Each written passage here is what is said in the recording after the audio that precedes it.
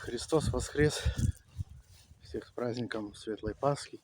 С добрым утром! Я на озере Тугунды решил вот съездить на рыбалку, ну и так на разведку, скажем так, есть ли карась или нет, щука. Ну здесь, короче, камыш и не подойти, но с лодки можно, в принципе, с берега, но там тоже есть как бы местечко, не знаю. Сейчас узнаю, клюет, что нет, пойду посмотрю. А так в основном все с лодок в камышах рыбачат. Ну, значит, поеду на пруд туда, на Архангельское. Короче, это в сторону кладбища по центральной дороге и там в сторону леса, полей.